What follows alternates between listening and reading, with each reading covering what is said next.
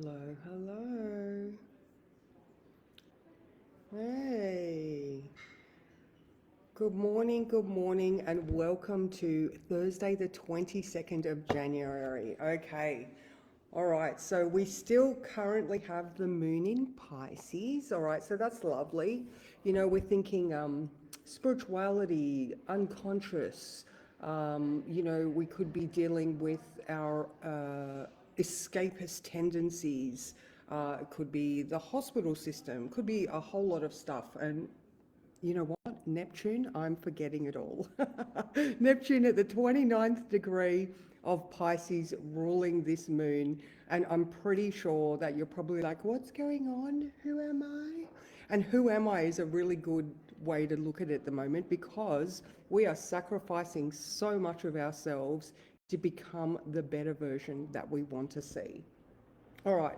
So now we did have that Mercury cazimi this morning at 2:13 a.m. So that just means that Mercury has passed right in front of the face of the sun, and all of its, the sun has just beamed through its awareness. The sun now in Aquarius. All right. So we're looking at our hopes, dreams, associations, friends, innovation. There's just so much potential available to us. All right, so we've done all the groundwork, although Mars is still in Capricorn, so he's like tidying up the very last loose ends. And if we're using that moving house analogy, that is perfect, because it's sort of like we've hired a cleaner to go and do a bond clean or something like that.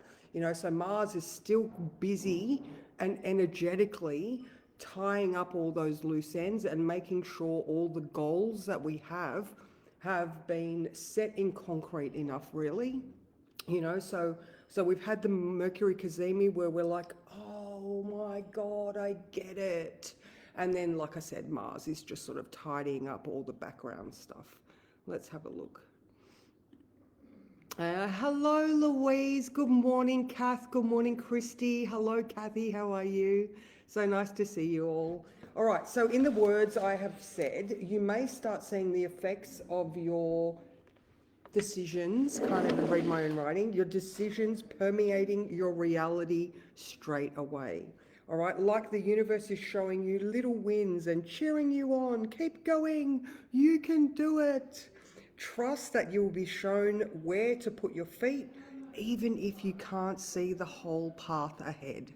All right, so we are very much in that faith and trust and excitement. Remember, excitement and fear feel the same. It's just the words that you associate with the feelings that are different.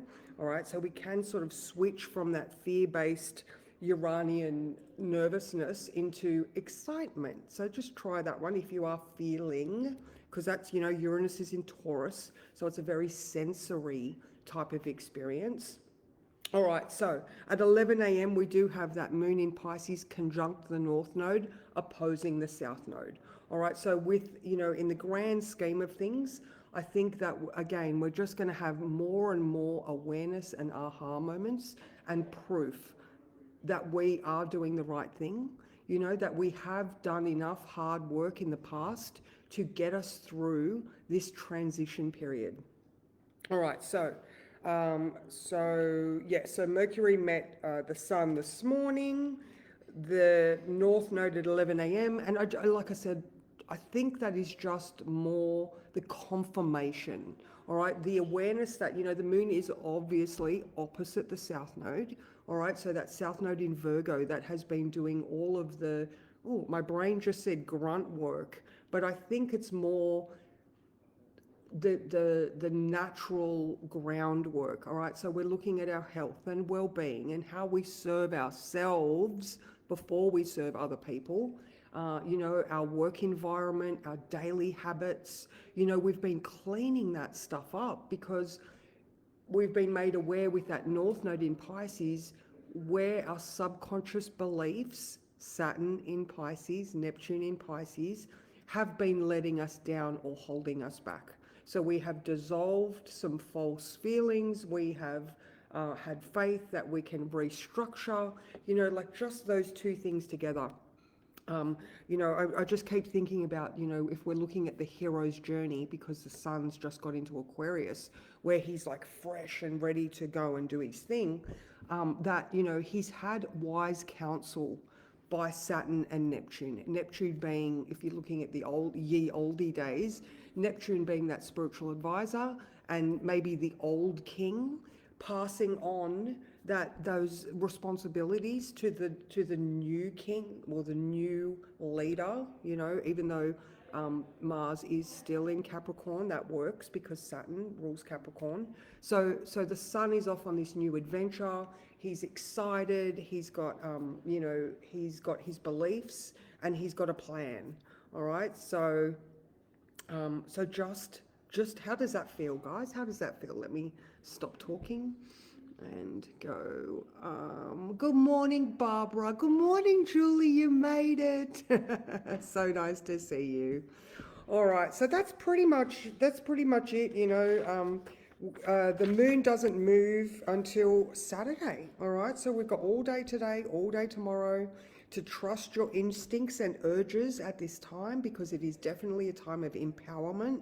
All right, we've got all that future potential energy, right? So we've got the sun at 1, Mercury at 2, Pluto at 3, Venus at 5. So, like this Aquarian party is taking off, and Venus is still leading the charge. All right, so now tomorrow we have that Mercury conjunct Pluto. So I'm just wondering if the awareness that maybe you had dreams, because for us it was at 2 a.m. Maybe, you're just starting to really have that dawning realization. And then when Mercury meets Pluto tomorrow, maybe that some of that old still, okay, so I've got an imagery of, like when they cover things in clay. Oh, actually there was that golden Buddha that they covered in clay so that the opposing army didn't steal their golden Buddha, so they covered in clay. All right, so where my brain is going here, the analogy is that maybe that when this Mercury Cazimi happened today, that was when some of that baked on clay started to fall off, and the monks realized, because it had been thousands of years, that this was actually a golden statue.